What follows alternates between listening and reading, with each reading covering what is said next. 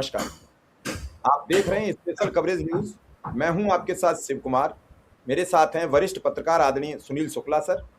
Sir का बहुत-बहुत स्वागत, बहुत-बहुत अभिनंदन। देश इस समय बड़ी समस्याओं से जूझ रहा है। आर्थिक संकटों से जूझ रहा है, तेल, गैस, खाद्य से जूझ रहा है और ऐसे में बीजेपी के और आरएसएस के हिंदू मुसलमान नैरेटिव पर भी मुसलमानों ने एक हमला बोल दिया है।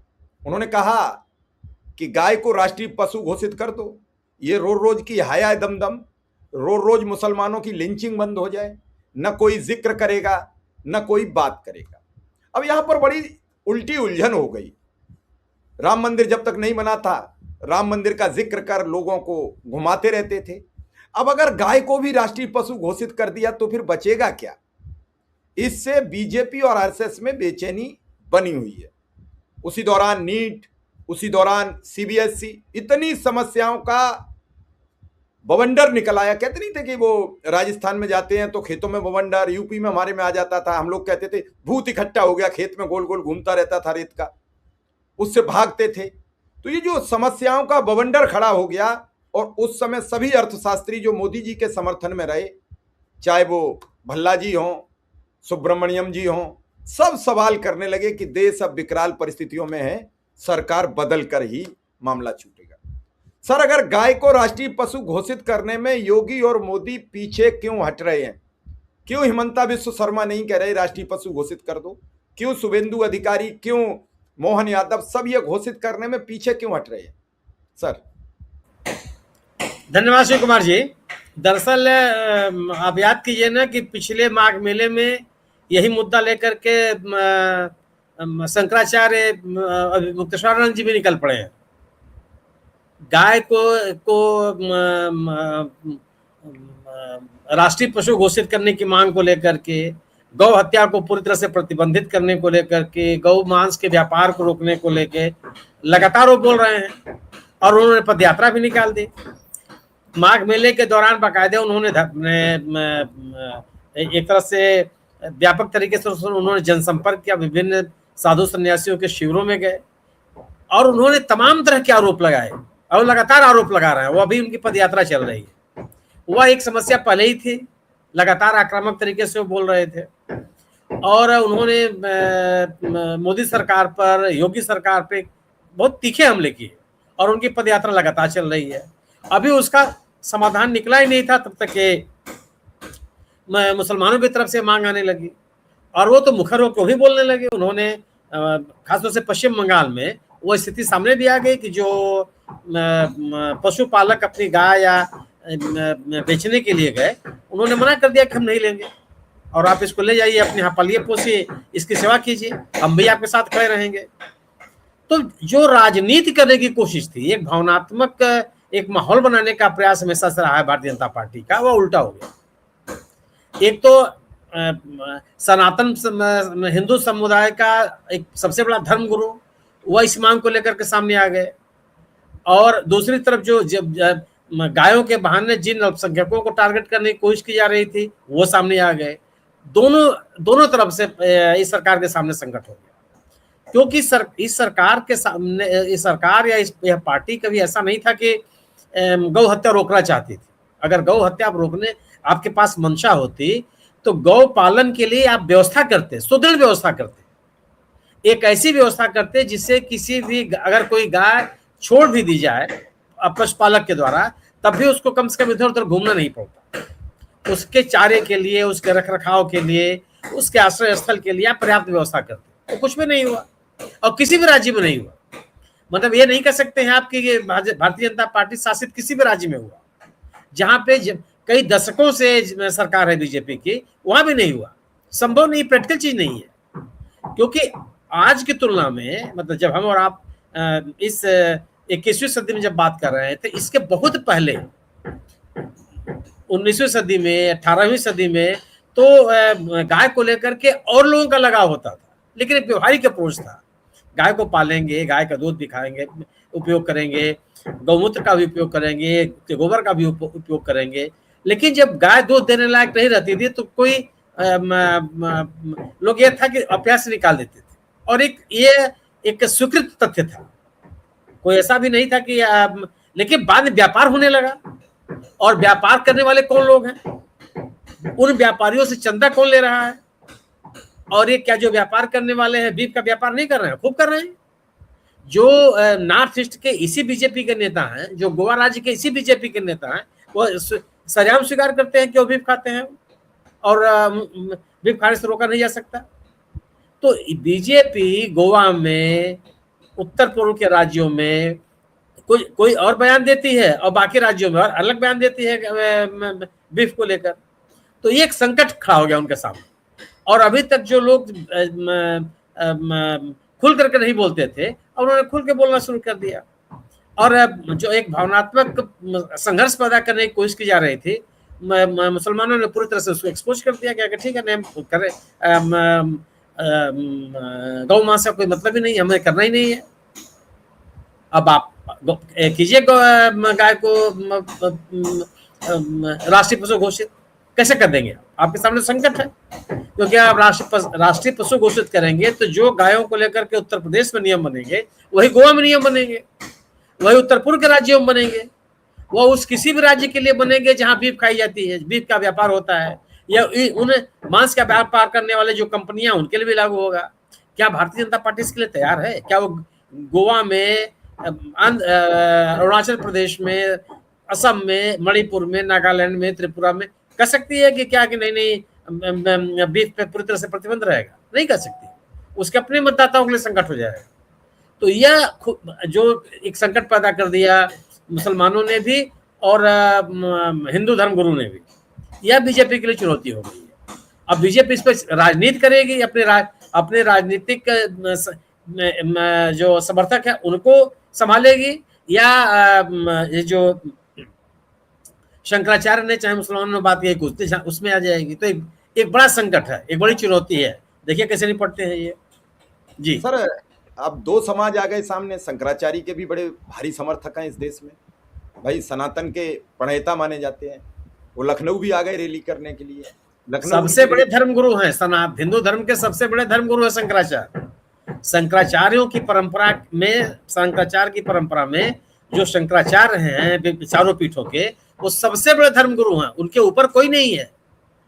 वो वही जो अन्य लोग हैं, अखाड़ों के लोग हैं, चाहे विभिन्न जगहों पे जो साधु संत हैं, वह इनके समकक्ष कोई नहीं है। स्थापित परंपरा जो है शंकराचार्य की, आप कोई अपने आप कुछ भी कह ले, अखाड़ों का भी संबंध शंकराचार्य की पीठों से है, उनके प्रति हमेशा श्रद्धान्वित रहते हैं। तो ये कोई छोटे मोटे धर्मगुरु नहीं है कि आप स्वघोषित हैं। वह सनातन के धर्मगुरुओं की सबसे समृद्ध और सबसे प्रतिष्ठित, सबसे आदरणीय और श्रद्धा का पात्र की परंपरा है, उसको आप खारिज नहीं कर सकते। बिल्कुल। सर, शंकराचार्य जी जो अविमुक्तेश्वरानंद जी हैं वो खुलकर बात कर रहे हैं, बाकी हमारे तीनों शंकराचार्य उनकी हाँ में हाँ मिला रहे हैं गौरक्षा को लेकर। हाँ, बिल्कुल है, कर रहे हैं। तो जब सब बोल रहे हैं, वो कर रहे हैं, इधर मुसलमानों के सभी धर्मगुरु आ गए मैदान में। अब तो पट्टी लेकर निकल रहे हैं, गौ हत्या पाप है और गाय बचाओ, गाय को राष्ट्रीय पशु घोषित करो। तो अब इनका एक मुद्दा खत्म हो चुका था राम मंदिर निर्माण के बाद। उन्होंने देखा कि हाल बेहाल हो गए। अब अगर गाय को भी, आपने क्या देखा, गौरक्षक के नाम पर पुलिस प्रताड़ित करती है, गौ रक्षक पकड़ लिए, गौ भक्षक पकड़ लिए। रोज अखबार में आप खबर पढ़ते हैं, खास करके उत्तर प्रदेश और इन पूर्वोत्तर हिंदी बेल्ट के उत्तर भारत के राज्यों में, क्योंकि ये उनकी मुफीद की बात है। उसमें कोई न कोई मुसलमान होता है। उसमें आपने देखा नोएडा में सबसे पहला जो लिंचिंग हुई थी अखलाक की, वो गौमांस को लेकर ही तो हुई थी। बाद में वो जांच में गौमांस भी नहीं निकला। तो मैं ये जानने का और आपसे समझने का, आपका अपना एक लंबा अनुभव है कि जितना ये गौ वंश को लेकर परेशान है, हिंदू मुसलमान को लेकर परेशान है, उतनी देश की समस्याओं पर लेकर क्यों नहीं परेशान है? वहां क्यों फ्लॉप है? वहां कहते हैं कि सभी मंत्री पानी पिए, अच्छे से रहें। ये कैबिनेट की बात बाहर आती है, जिस पर मीडिया डिबेट करती है कि मास्टर स्ट्रोक सभी मंत्रियों को समझाया, इस लू लपट में पानी पीजिए। प्रधानमंत्री ने बच्चों से रिक्वेस्ट की कि आप अपने नानी मामा नाना से बात करिए, क्योंकि बड़ी तादाद में कॉकरोच पार्टी में जुड़ते चले गए। वो बवंडर निकला नया। आखिर सर जो नाराजगी है वो बड़ी दिख रही है, और जब वोट पड़ते हैं तो वो नाराजगी नहीं दिखती। ऐसा कैसे हो सकता है? लोग नाराज हैं और वोट में तब्दील नहीं हो रहे हैं। ऐसा तो हमने तो कभी नहीं देखा सर। ये पिछले 3-4 साल से ये तब्दीली हम देख रहे हैं अलग तरीके की। नहीं, प्रधानमंत्री जी अपने मंत्रियों से कहते हैं कि गर्मी का मौसम है, पानी पी के रहिए। वो अपने मंत्रियों से उनको ये कहना चाहिए कि जो प्रतियोगी परीक्षाएं होती है, बच्चों के भविष्य का सवाल है, उसको हर कीमत पारदर्शिता के साथ संचालित कीजिए। किसी भी तरह से पेपर लीक स्वीकार नहीं किया जाएगा। जो पेपर लीक में शामिल पाए जाएंगे, उनके खिलाफ कठोरतम कार्रवाई की जाएगी। वो क्यों नहीं कहते लोगों को? और जब पेपर लीक हो जा रहा है तो बच्चों के साथ सहानुभूति क्यों नहीं शेयर करते? जो बच्चे इस कारण से आत्महत्या कर ले रहे हैं, उनके परिजनों से संवाद क्यों नहीं काम करते? जो महंगाई के जो कारण हैं, उन कारणों को दूर करने का प्रयास क्यों नहीं करते? खाद्यान्न, तेल और दालों के आयात को रोकने का प्रयास क्यों नहीं करते? इससे भारत को आत्मनिर्भर क्यों नहीं किया जा सकता? दालें आयात होंगी हमारे देश में, इसका उत्पादन बढ़ा करके आप आत्मनिर्भर क्यों नहीं हो सकते? इसके लिए प्रयास क्यों नहीं किया जाता? अपने मंत्रियों से क्यों नहीं कहते हो? सरसों का तेल, मूंगफली का तेल जो हमारे देश में पूरी तरह से, हमारा नारियल का तेल हमारे देश से पैदा होता है, जितने को खपत की आवश्यकता है, हम पूरी तरह से आत्मनिर्भर है। ऐसे में आपको पाम ऑयल आयात करने की क्या जरूरत है, जिसको सबसे ज्यादा आयात करते हैं अडानी जी की कंपनी? अपने मंत्रियों से क्यों नहीं कहते हो कि पाम ऑयल का आयात 0%, एक बूंद नहीं आएगा, और हम अपने देश में जो तिलहन है उसका पैदावार बढ़ाएंगे और हम आत्मनिर्भर होंगे? क्यों नहीं कहते हैं आप पाम ऑयल के खपत को रोकने के लिए अपने मंत्रियों से क्यों नहीं कहते कि पाम ऑयल के खपत को रोक दीजिए, और तेल के उत्पादन के लिए सरसों का उत्पादन और जो अन्य हमारे तिलहन के उत्पादन उनको बढ़ाइए। ऐसे उत्पादक किसानों को आप संरक्षण दीजिए, उनको मार्केट उपलब्ध कराइए। ये अपने मंत्रियों से क्यों नहीं कहते हैं? वो क्यों नहीं कहते हैं कि वो अपने अपने मंत्रालयों में रोजगार के अवसर तलाश करें, और इतने अवसर तलाश करें कि कहीं जो पढ़ा लिखा लड़का है उसको रोजगार के कमी न रहने पाए? वो क्यों नहीं कहते हैं कि जो जन सुविधाएं हैं वो लोगों को आसानी से मिले, उसके लिए उनको इंतजार न करना पड़े? और लोक सेवा निर्वाचन आयोग से क्यों नहीं कहते हैं कि ऐसे प्रयास आपको करने चाहिए कि एक भी मतदाता का नाम छूटने नहीं चाहिए मतदाता सूची में दर्ज होने के लिए? उन कारणों का पता किया जाना चाहिए कि आखिर अब तक पूरे देश में 7 करोड़ से अधिक लोग मतदाता सूची से बाहर क्यों हो गए? ऐसी व्यवस्था क्यों नहीं की जाती कि कोई मतदाता छूटने न पावे? आप के सामने तमाम ऐसी स्थितियां हैं। वो दुनिया के से क्यों नहीं कर रहे हैं, अमेरिका से बात क्यों नहीं करते हैं कि जो खाड़ी में लड़ाई चल रही है रुकनी चाहिए? भारत उसके लिए हस्तक्षेप करने के लिए तैयार है, उसके लिए मध्यस्थता करने के लिए तैयार है। पानी नहीं पीने के लिए बात अगर प्रधानमंत्री जो कहने की आवश्यकता पड़े और यह गंभीरता किसी मंत्री के पास नहीं है तो बड़ा सवाल है। या अगर आपको यह एहसास नहीं कि इतनी प्रचंड गर्मी में हमें क्या करना चाहिए और प्रधानमंत्री जी के आग्रह की आवश्यकता है, प्रधानमंत्री जी के आग्रह की आवश्यकता यहाँ है। जो लड़के बेरोजगारी के सवाल पर इस तपती दोपहरिया में प्रदर्शन करने के लिए मजबूर है, क्यों नहीं उनको नौकरी मिल रही है? नीट के अनुरूप परीक्षार्थियों के लिए सहानुभूति की आवश्यकता है, जो लगातार श्रम किया, उन्होंने इम्तिहान देने के बाद उनका प्रश्न पत्र लीक हो गया, उनको दोबारा इम्तिहान देने के लिए मजबूर होना पड़ रहा है। इस सवाल ये है उन लोगों के सामने। लेकिन आप लोगों से क्यों नहीं कहते हैं जो प्राइवेट जेट से चलते हैं कि भाई अपना प्राइवेट जेट बंद कीजिए, आपको कमर्शियल उड़ानों से जाना पड़ेगा अगर आपको जाना है तो। ये जो अतिरिक्त खपत है तेल का, वो नहीं चलेगा, हम नहीं चलने देंगे। ये बड़ा सवाल है। प्रधानमंत्री जी के स्तर की ये सब बातें हैं, और अगर आप उन बातों पर नहीं ध्यान देंगे तो स्वाभाविक सी बात है कि लोगों की प्रतिक्रिया वही आएगी, लोग आपसे संतुष्ट नजर आएंगे। प्रधानमंत्री जी का जब बयान आया है, सोशल मीडिया पर उन्होंने पोस्ट किया है, उसके नीचे जो प्रतिक्रिया लोगों ने दी है उसको पढ़ लीजिए मिश्रा जी जरा, क्या क्या लोगों ने नहीं कहा है, किस किस तरह की आलोचना है सरकार की उस पोस्ट के नीचे आई है। पढ़ नहीं सकते आप सार्वजनिक रूप से, इतनी मैंने इतना जबरदस्त विरोध है उसमें कि आप वो लोगों को अपने दर्शकों को दिखाइए तो लगेगा किस तरह की प्रतिक्रिया लोग दे रहे हैं। हम किन समस्याओं से जूझ रहे हैं? हम जूझ रहे हैं महंगाई से, हम जूझ रहे हैं रुपए के लगातार अवमूल्यन से, हम जूझ रहे हैं बाजार में खाद्यान्न तेल की कमी से, हम जूझ रहे हैं अमेरिका के दबाव के कारण अपने आर्थिक गतिविधियों से। और आप इन विषयों से हट करके गर्मी बहुत पड़ रही है और पानी पीजिए। प्रश्न ये है। सर मीडिया उसे मास्टर स्ट्रोक बता रही है।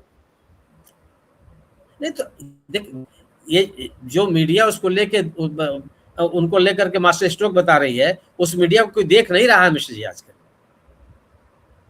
और जो मीडिया उन चीजों को अपने सार्वजनिक सोशल मीडिया के हैंडल से जारी कर रही है, उनकी दशा दुर्दशा देख लीजिए आप, किस तरह की आक्रामकता और किस तरह की आलोचनाएं सामने आ रही है। अब लोग मुखर होकर प्रधानमंत्री जी ने जो पोस्ट की है उसके जो नीचे कमेंट हैं, क्या पढ़े नहीं गए होंगे? इतने घटिया कमेंट हैं, हम सार्वजनिक भी नहीं कर सकते हैं।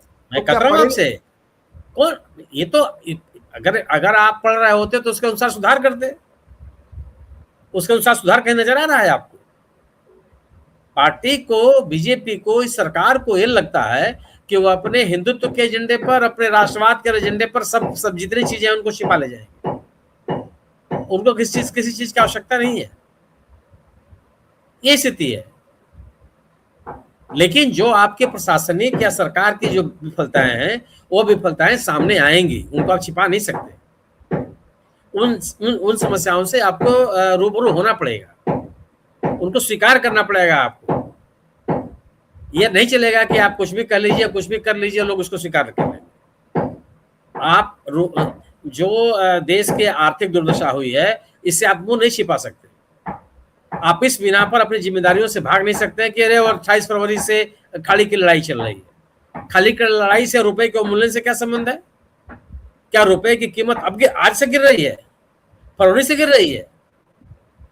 2014 से लगातार गिर रही है, जब खाड़ी की लड़ाई कहीं अता पता भी नहीं था और कोई लड़ाई नहीं चल रही दुनिया में। आप अपनी अर्थव्यवस्था को संभाल नहीं पाए, रुपए का मूल्य लगातार होता चला जा रहा है। आप विदेशी मुद्रा के भंडारण में लगातार कमी होती चली जा रही है। क्यों? कि आपके आयात और निर्यात में बहुत गैप है। आप ज्यादा आयात करते हैं और निर्यात बहुत कम आपका है। जिन देशों से आपका लाभ का व्यापारिक संबंध था, मानिए भारत से निर्यात ज्यादा था, आयात कम था, वो भी घाटे में चला गया। इटली का सबसे बड़ा उदाहरण है। कहाँ है आप? क्या कर रहे हैं? तो जो गवर्नेंस के मुद्दे हैं, उन पे बात होनी चाहिए। और लोग उन मुद्दों पे आपसे बात करना चाहते हैं और आपको बात करनी पड़ेगी। उनसे मुंह चुराने से काम नहीं चलने वाला है। लोग चुप नहीं होंगे। और अगर आप चुप होने का प्रयास करेंगे तो जो प्रतिक्रियाएं आपको सामने आ रही हैं, वो प्रतिक्रिया लगातार आपको मिलेगी। जी सर, मैं आपसे एक छोटा सा ये जानना चाहूंगा कि अगर गाय को लेकर ये शंकराचार्य जी और मुसलमान इस तरीके से अगर आवाज उठाते रहे तो फिर भाजपा और आरएसएस की जो पृष्ठभूमि है वो बेनकाब हो जाएगी। अगर ये राष्ट्रीय पशु घोषित करने से पीछे हटेंगे तो जनता तो ये सवाल करेगी कि आप क्यों पीछे हट रहे हो। ये नहीं कर सकते, राष्ट्रीय पशु घोषित नहीं कर सकते, संभव ही नहीं है। मैं कह रहा हूं कि अगर गाय को लेकर के संवेदनशील थोड़े हैं ये। गाय को एक मुद्दा बनाए हुए हैं, उसे अपने राजनीतिक हित साधना चाहते हैं, पोलराइजेशन करना चाहते हैं। अगर सवाल इस बात का है कि अगर आप गाय को संरक्षण देना चाहते हैं, गाय की जो स्थिति है उसको बेहतर रखना चाहते हैं, उसके पालन में, उसके आश्रय स्थलों में एक अच्छी व्यवस्था, तो उसके लिए प्रयास करते हैं आप ना। नारा लगाने से हो जाएगा। अगर जो लोग जो गायें दूध नहीं देती हैं उनको छोड़ देते हैं, मारी फिरती हैं, वो उनके रख रखाव के लिए आप चिंतित होते हैं, तो एक बढ़िया शानदार सुविधा संपन्न तमाम सुविधाओं से युक्त आप गायों के आश्रय स्थल रखते हैं। अभी आपने हाल के दिनों में एक फोटो देखा होगा, राजस्थान में बड़ी संख्या में बड़ी दर्दनाक मौत हुई है गायों की। उसका फोटो सोशल मीडिया पे घूम रहा था। कितना सही है कितना गलत है मैं नहीं कह सकता, लेकिन किसी ने खंडन में नहीं किया कि नहीं ये गलत है। तमाम सोशल मीडिया पे चल रहा था। और उसको आप अपनी आंख से देख नहीं सकते। बहुत हृदय विदारक वो चित्र है, बड़ी संख्या मरी पड़ी है। और आप किसी भी गौशाला में चले जाइए, किसी भी राज्य के, जहां भारतीय जनता पार्टी की सरकार है और गायों की बात करती है, कहिए कि गायों का जो आश्रय स्थल है बहुत ही शानदार है, बहुत बढ़िया छायादार जगह बनी हुई है, खाने पीने के लिए उनके पूरा चारा और भूसी सब उपलब्ध है। देख के बता दीजिए आप, मैंने तो कई देखी है। आप उसका एक मैकेनिज्म डेवलप करते हैं ना, नारा लगाने से थोड़ी चीजें हो जाती हैं। आपको उसके बाकायदे उसके लिए एक योजना बनानी पड़ती है, उसके लिए बजट आवंटन करना पड़ता है, उसके जो व्यवस्थाएं की जा रही है उसका रख रखाव देखना पड़ता है, उसकी मॉनिटरिंग करनी पड़ती है कि अगर किसी जिले में कोई गौ आश्रय स्थल है तो उसकी क्या स्थिति है, उसमें गायों के रहने की छाया की व्यवस्था क्या है, जहां गायें रहती हैं वहां साफ सफाई की स्थिति क्या है, पानी का इंतजाम कैसा है, चारे का इंतजाम कैसा है, बीमार पड़ जाने पर उनके उपचार का इंतजाम कैसा है, चरने के लिए क्या व्यवस्था की है, तमाम चीजें आपको देखनी पड़ती हैं। कहाँ इंतजाम है वो? तो अगर आप गायों के रख रखाव का इंतजाम करते हैं तो उनको बेचने की नौबत ही नहीं आती। जो पश्चिम बंगाल में लोग आपको बाकायदे बड़ी बड़ी गाड़ियों में दिखाई पड़े, लाइन लगाए हुए अपने गायों को ले जा रहे थे बेचने के लिए, उनको क्या जरूरत थी? अगर उनके ऊपर जो दुधारू पशु नहीं है उसको बेचने की बाध्यता न हो तो लोग क्यों बेचने जाएंगे? वो उस आश्रय स्थल पर ले जाके छोड़ देंगे कि भाई ठीक है। अब शंकराचार्य तो कह रहे हैं ना, और मुक्तेश्वरानंद जी कह रहे हैं कि गायों के बेचने के लिए वो एक ऐप डेवलप कर रहे हैं।